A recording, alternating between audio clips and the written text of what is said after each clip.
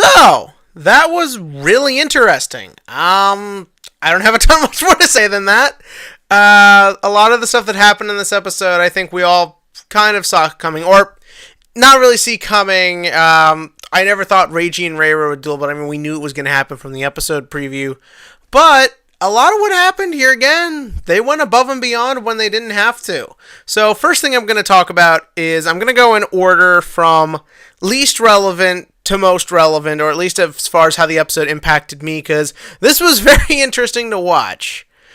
First up, the by far simplest thing to talk about is Yuzu disappearing. Apparently when Arc 5 was at 60%, they can start killing these kids and putting them into the canon. A lot of people I know are reacting to this, oh my god, how could they play that up as such a simple thing? There should be more to that than this. What's going on here? Well, I think we all got to keep in mind for a second that where I think this is going is, as we know, when the boys lose in a duel, their bodies disappear, but their souls and consciousness go into the boy who beats them. In theory, that should happen with the girls as well, but none of them have dueled each other.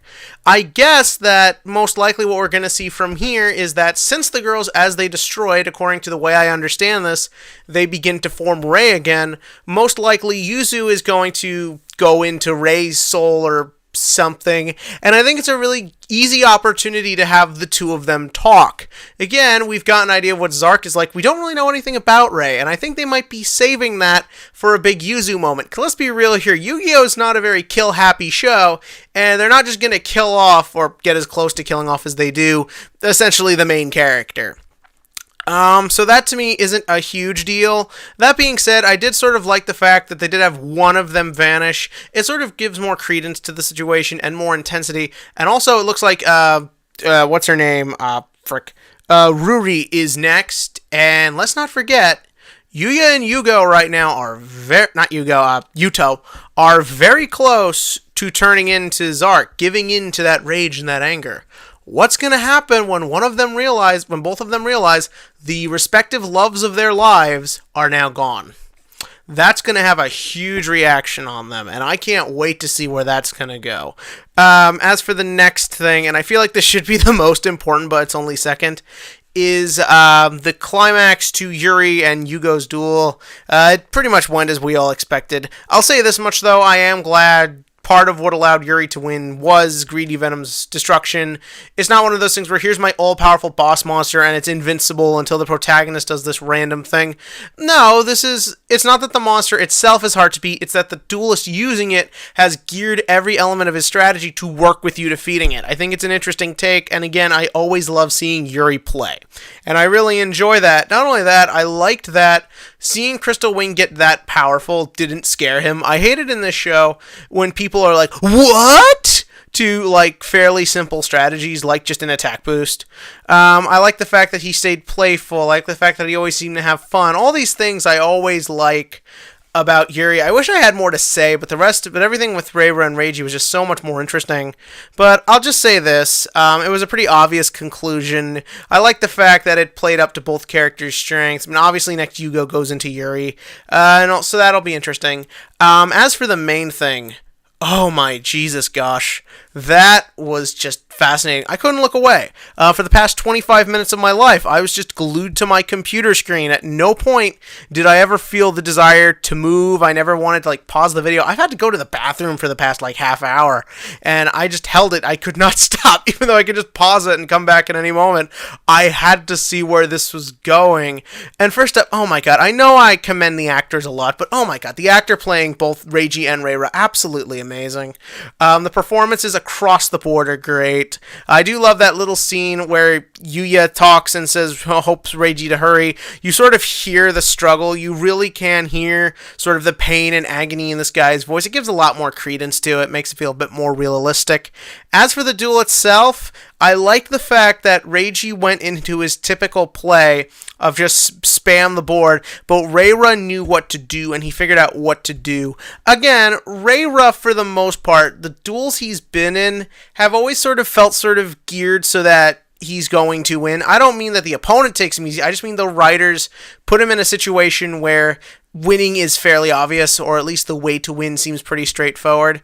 By showing Reiji at his best at a play that we technically haven't really seen been broken except when he feels like it up till now, that really makes for an interesting scene. And not only that, I love the way the actor who plays Reiji sort of contemplates and figures out and tries to understand what's going on with Reira throughout this whole time. Throughout the entire course of Arc 5, I've heard a lot of people with different opinions on how they feel Reiji and Reira's relationship has worked. I myself have gone through several different opinions. Sometimes I feel that Reiji does genuinely care about him. If I'm correct, there have been a couple moments where he shows genuine concern and genuinely happy when Reiro is like evolving as a person and developing his own personality and stuff. But then we have this episode where the fact that Reira is making his own decisions for himself is actually angering Reiji. And the fact that someone else is now pulling his strings is pissing him off. Not for the fact that they're manipulating my little brother, but for the fact that they're now manipulating him against me.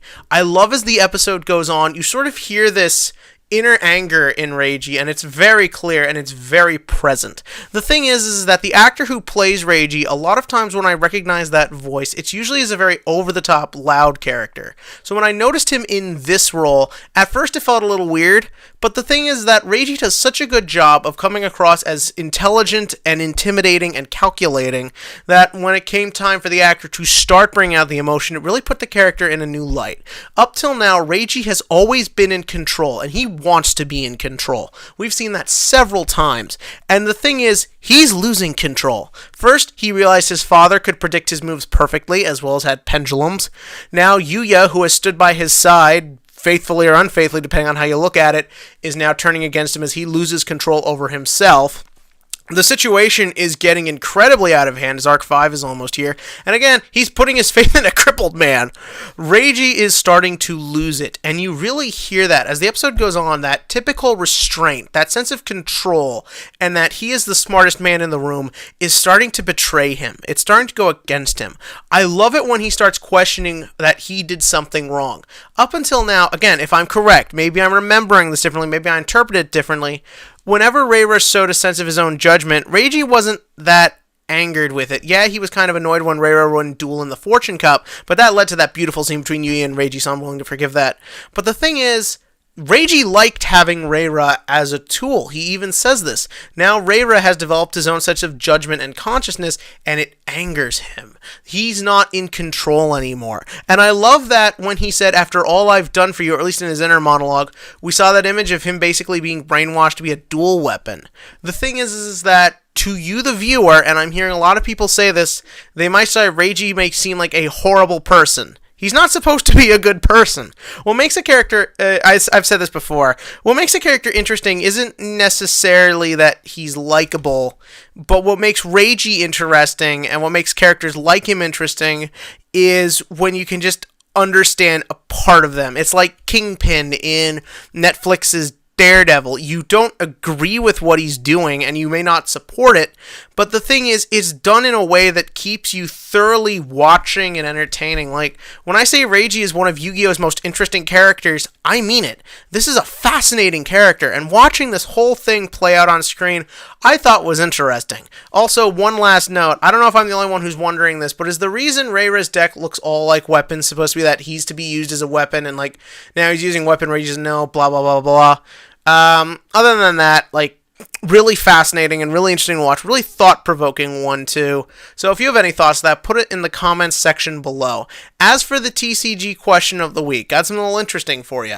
I'm heading to a regional this weekend up in Connecticut. I will be bringing Tree Toad Heroes. And I was working on my side deck.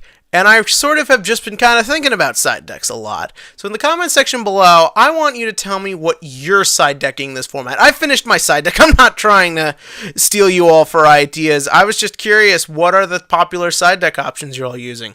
And as always, click to like and click to subscribe so we can see some more juicy Reiji action next week.